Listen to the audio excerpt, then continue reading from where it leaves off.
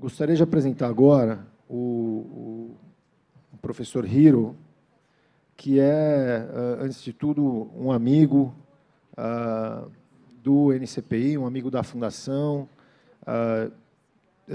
um professor que estava na Universidade de Harvard, agora está trabalhando na NYU, New York University.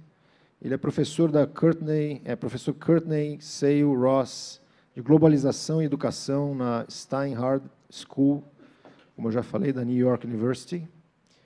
O Hiro é psicólogo da área de Psicologia e Desenvolvimento e estuda os efeitos das políticas públicas e programas relacionados com a imigração, desenvolvimento da primeira infância e a redução da pobreza no desenvolvimento das crianças e jovens nos Estados Unidos e em países de baixa e média renda. Só um comentário, acho que eu também dei uma olhada ontem na apresentação do Hiro, que eu acho muito interessante, que o Hiro ele tem esse olhar não só para os Estados Unidos, mas esse olhar bem internacional, tanto num olhar para a educação infantil, como um olhar para o desenvolvimento infantil. Então, eu gostaria de convidar o Hiro agora para falar conosco. E vamos lá, Hiro, por favor.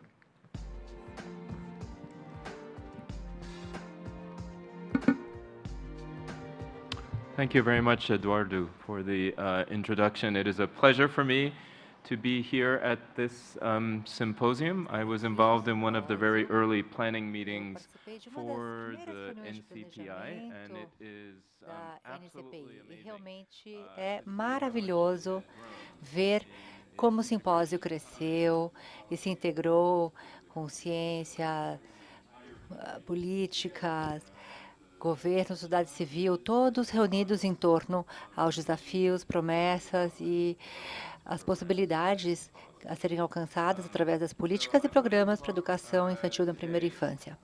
Bem, hoje eu vou falar sobre o como. Como poderemos alcançar aquilo que todos queremos, em termos de níveis de qualidade que temos no Sistema Nacional Sueco de Desenvolvimento da Primeira Infância. E falarei, na verdade, com base num evento histórico que aconteceu há 12 anos, que foi a inclusão do desenvolvimento da primeira infância nas metas do desenvolvimento sustentável das Nações Unidas. Então, falarei um pouco também sobre as metas da ONU e como que desenvolvimento infantil foi incluído entre essas metas pela primeira vez. Darei alguns exemplos também sobre as melhorias na qualidade em sistemas de grande escala em uma região específica. Falarei especificamente da educação pré-escolar para crianças com idades entre 3 e 6 anos. Mas claro que muitas dessas lições poderão também se aplicar a programas de crianças entre 0 a 3 anos.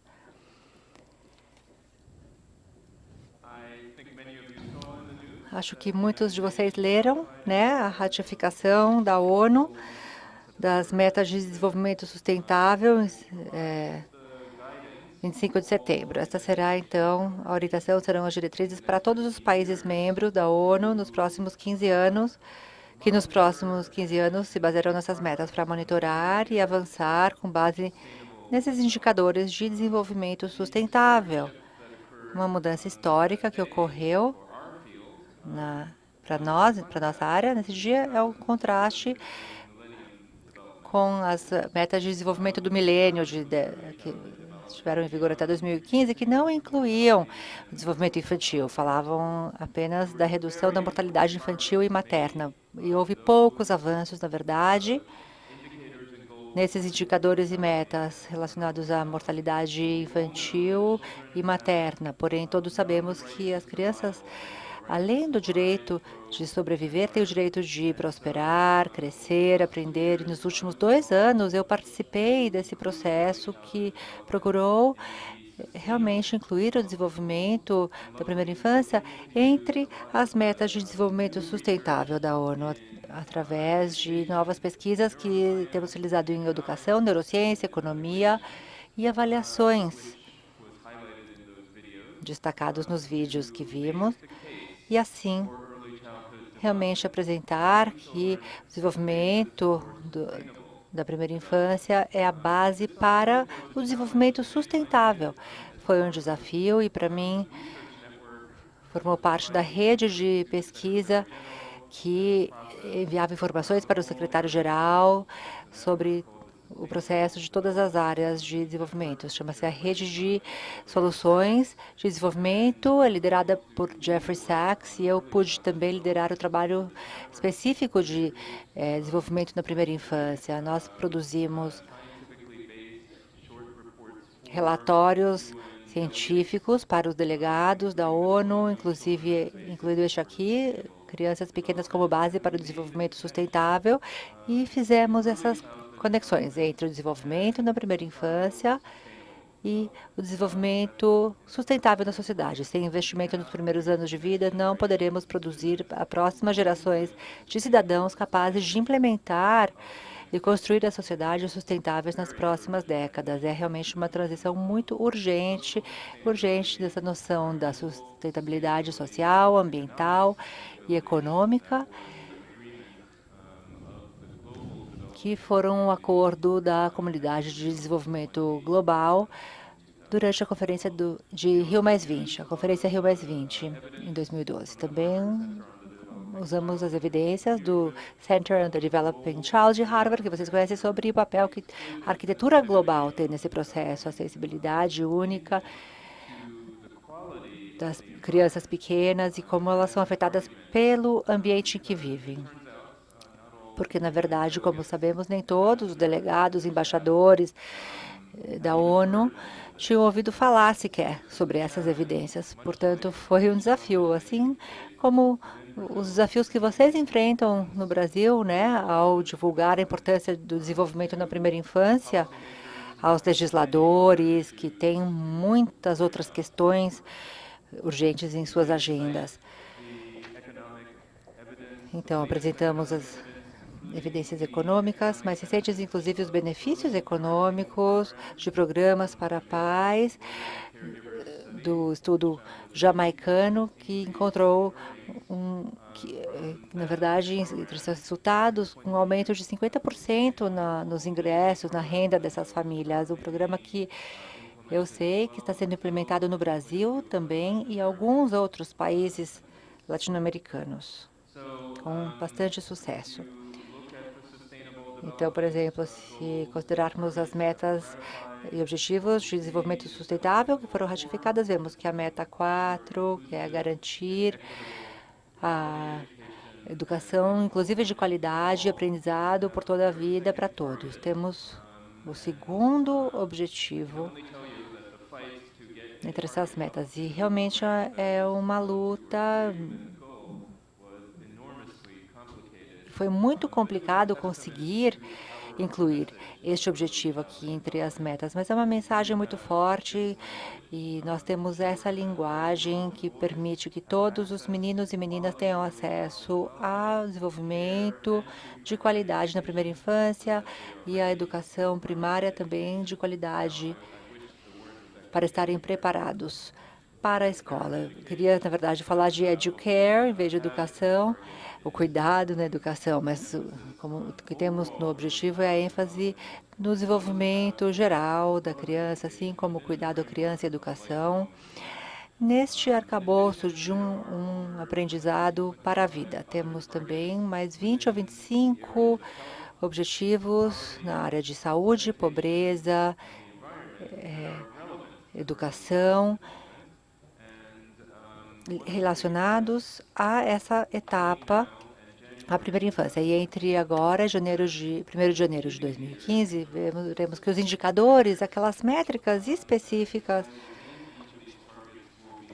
incluídas nesses objetivos serão definidas. Isso ainda está em negociação, todas essas definições estão sendo discutidas nos próximos meses. Talvez o Brasil, eu tenho certeza que o Brasil pode também fazer a diferença, a Comissão de Estatísticas dos embaixadores, delegados brasileiros na ONU, poderão ter um papel também decisivo para promover a inclusão de 3 indicadores, pelo menos, que são extremamente importantes. Um sendo uma medida real de aprendizagem, desenvolvimento infantil, depois tem a educação primária em mais de um ano. Queremos que dure mais de um ano. Não sabemos se será viável como meta global a partir do nascimento, ainda que seja ideal, mas estamos falando, na verdade, de países de baixa renda com poucos, escassos recursos e realmente sabemos que na área subsaariana os alunos chegam aos 15 anos de idade na escola e depois saem.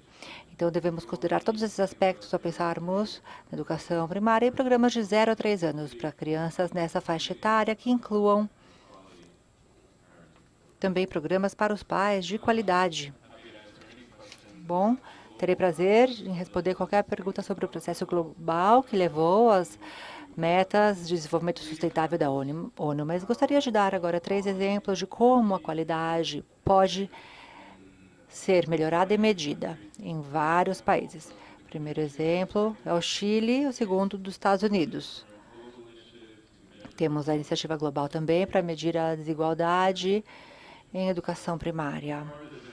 O fundamental. Quais são as dimensões da qualidade que são importantes em programas de educação da primeira infância? Temos os fatores, claro, que são o foco daquilo que os supervisores e inspetores fazem. Temos a saúde, segurança básica, o tamanho dos grupos, das turmas, dos centros, as proporções de professores e alunos, também nos centros educacionais, a remuneração e as habilidades dos docentes, claro, todos esses aspectos extremamente importantes. Mas eu gostaria de falar especificamente do que a Jessica Mason abordou no vídeo.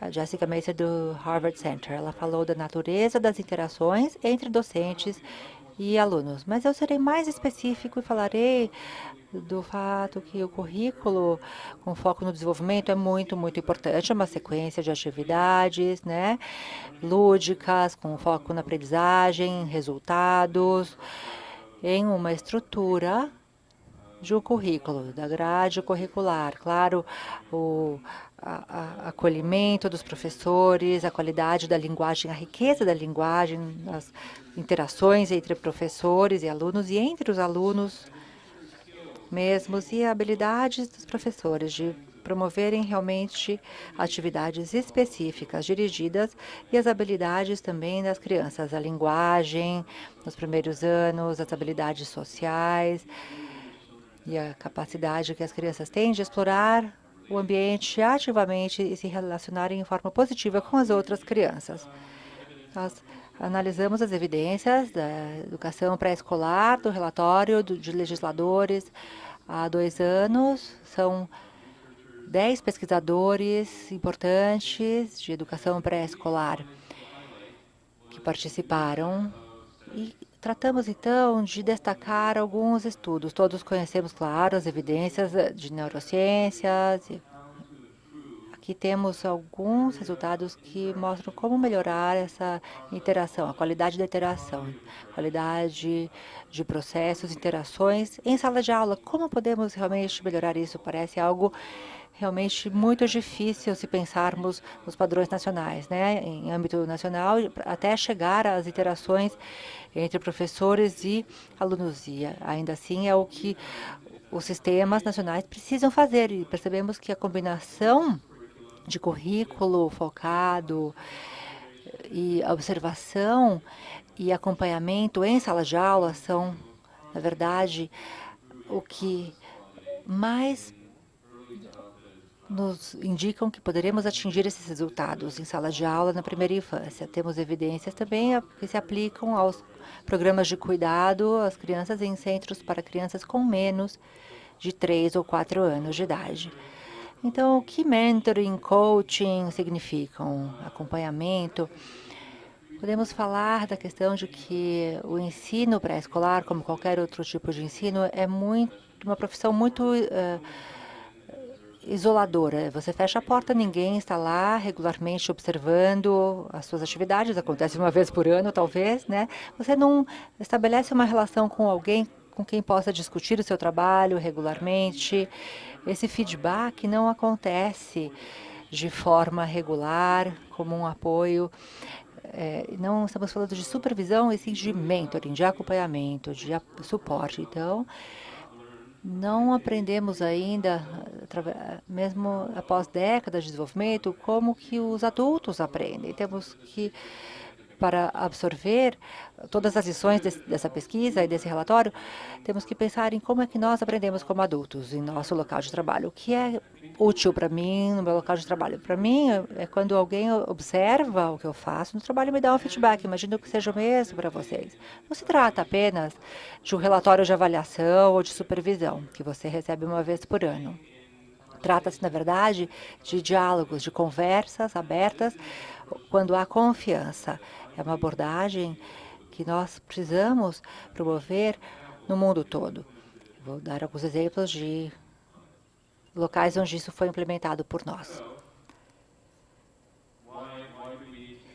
Então, por que precisamos fazer esse tipo de trabalho, esse tipo de ação? Temos o exemplo do Chile, que também vem sendo desenvolvido no Brasil, pela professora Maria Malta Campos, que vai falar depois dessa sessão, e demonstra que temos baixíssimos níveis de atividades como essas, estimulantes, a habilidade das pessoas, dos professores de facilitar realmente atividades lúdicas, produtivas, de passarem menos tempo em transições, em recreios, em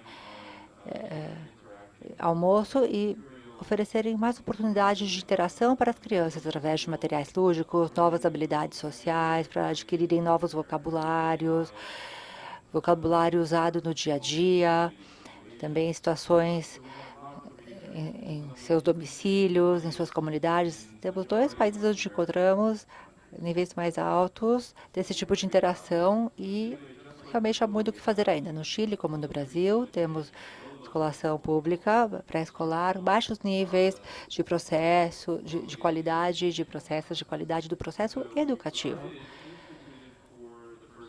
Então, fizemos pela primeira vez observação e coaching em sala de aula e mentoring. É um projeto colaborativo com apoio também do David Rockefeller Center e Harvard, também da Universidade Diego Portales de Santiago, do Chile, e uma fundação local, Fundação Educacional Oportunidade. Foi uma ação multissetorial, realmente, e também com a participação do Ministério de Educação, que vem crescendo. Cada mês nesse programa, bom, é um treinamento durante o funcionamento. Em Service Training, eu preciso dizer que é muito importante que aconteça dessa forma. Cada mês, os professores participam de um workshop sobre uma estratégia específica de ensino. Depois, o mentor entra em sala de aula. Mas antes de entrar em sala de aula, o mentor conversa com o professor, com o docente. O que o mentor vai observar? Falam sobre esses aspectos e o mentor, então, pode fazer uma demonstração da técnica e o professor vai aplicar a mesma técnica após a observação. O mentor e o docente têm uma conversa de follow-up.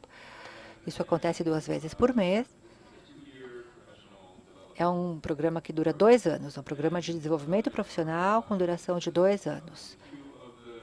Aqui temos 2 aspectos apenas, desenvolvimento emocional, de linguagem, tem também a participação da família, práticas de saúde, em sala de aula. E o que percebemos nessa avaliação de impacto com 90 pré-escolas e 2.000 crianças é que, em primeiro lugar, podemos medir a qualidade observada em sala de aula, na pré-escola, para avaliar aspectos como o apoio emocional, organização da sala de aula, uso produtivo do tempo e a característica das interações positivas, para que possamos melhorar todos esses aspectos. E observamos melhoras importantes na qualidade de sala de aula após 1 ano de intervenção e após 2 anos.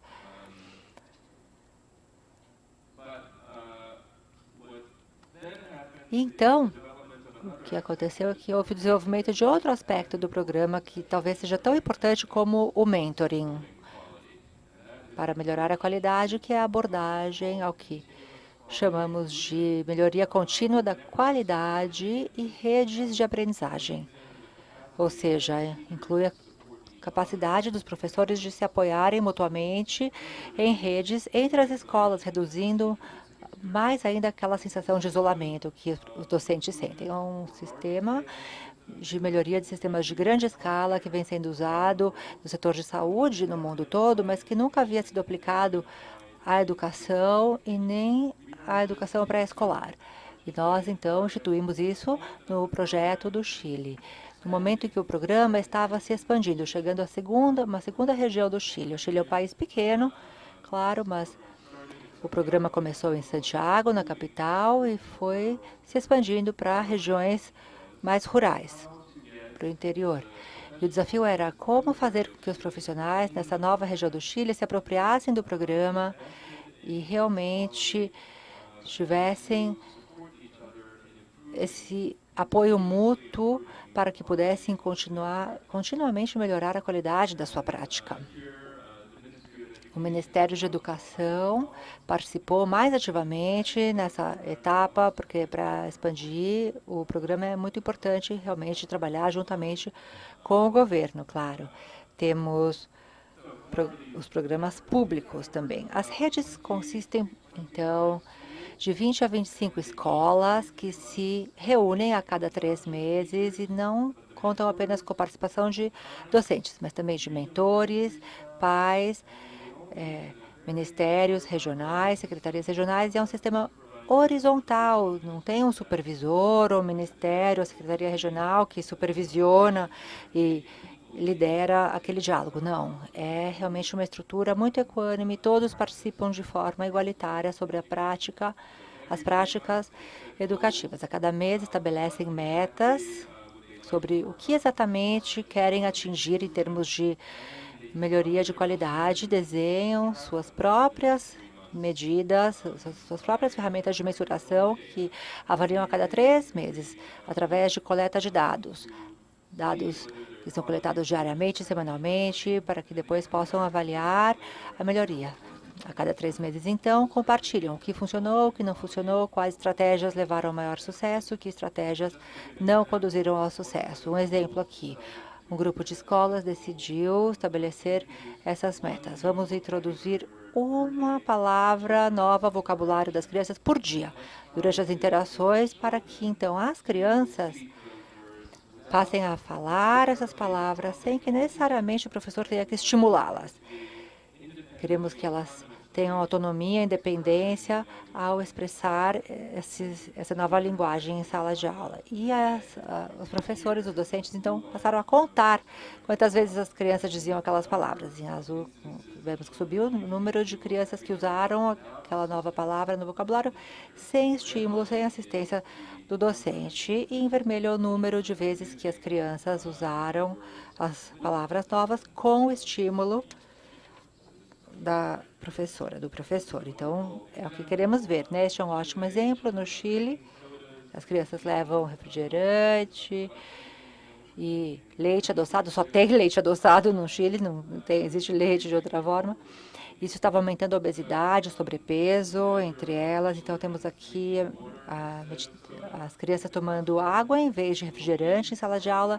E os pontinhos são uma mensuração que eles que desenvolveram para medir a melhoria na qualidade. Vemos que logo as crianças deixaram de trazer refrigerante de casa e passaram a tomar mais água durante a refeição que é fornecida pelo sistema público, a merenda escolar. Nos Estados Unidos, observou-se que foi a mudança mais rápida que ocorreu realmente e que levou à redução na obesidade, o consumo de refrigerante, que, claro, é um dos grandes fatores da obesidade. Foi um bom começo do modelo de coaching e mentoring que observamos no Chile. resultados positivos em aquisição de linguagem, comportamento social, em atenção e redução da agressividade. É um exemplo interessante. A pergunta é: podemos implementar este sistema, dar escala a este tipo de sistema? Em Boston temos também o exemplo nos Estados Unidos de um programa que realmente conseguiu implementar essas atividades com os mesmos resultados positivos. Uma abordagem muito parecida, baseada em evidências, com foco nos resultados, com coaching e mentoring, em sala de aula, que é dado esse feedback 2 vezes por mês, a cada 2 meses, pelo menos em Boston. Em Boston vimos realmente um aumento muito importante na aquisição de vocabulário. O vocabulário é difícil, é uma área difícil de avaliar e de melhorar.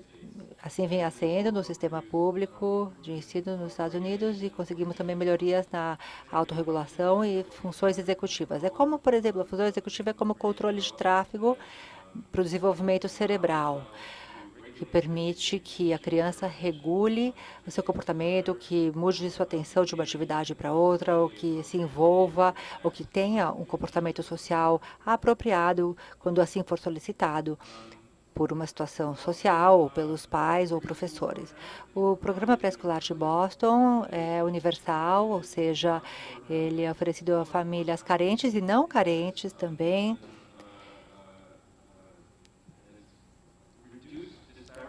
Ele vem reduzindo as disparidades no ingresso escolar no Brasil, Estados Unidos, no Chile, na maioria dos países. Ao ingressarem na escola, as crianças já têm grandes diferenças entre si em linguagem, em aquisição de números. As diferenças entre crianças carentes e não carentes são muito grandes. Nesse programa pré-escolar de Boston, ele chegou a esse nível de qualidade através do currículo e coaching num período de 3 anos. E vemos que foi capaz de eliminar essa lacuna entre crianças brancas e latinas, já na prontidão escolar.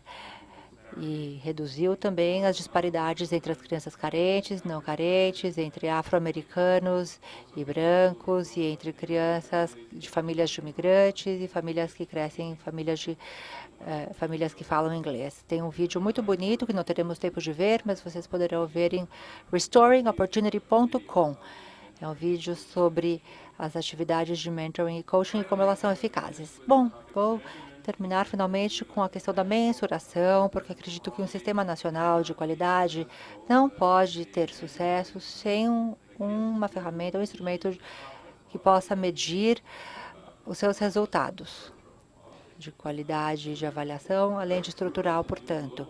Existe uma nova iniciativa global para produzir ferramentas de qualidade em âmbito nacional que poderão ser úteis para obtermos realmente uma medida abrangente da educação pré-primária e primária em países de baixo e médios ingressos. Chama-se MELCO. Então, a mensuração dos resultados de qualidade do ensino primário, na educação na primeira infância. A meta é dar assistência à implementação das metas de desenvolvimento sustentável, especificamente e de forma mais abrangente na implementação das políticas de educação para a primeira infância, através de uma plataforma para desenvolver e compartilhar instrumentos abrangentes para a mensuração da qualidade que devem incluir as 2 medidas diretamente ligadas à avaliação das crianças e à avaliação do ambiente pré-escolar. O intuito desses instrumentos não é contratar e despedir docentes, mas sim promover os sistemas de melhoria. Podemos usar, portanto, um sistema e instrumentos abrangentes que nos permitam melhorar a qualidade dos nossos sistemas Temos uma ferramenta de observação que pode ser aplicada em salas de aula, durante atividades de meio-dia, e temos as perspectivas também de professores e supervisores para capturar aspectos como sistemas de desenvolvimento do professor. O professor tem acesso ao feedback, que é tão importante para a sua própria avaliação. Temos também questões relacionadas aos pais, à comunidade, a participação. Tudo isso baseia-se nas medidas globais que já vinham sendo usadas antes, como eCourse e outros instrumentos que foram desenvolvidos por várias ONGs.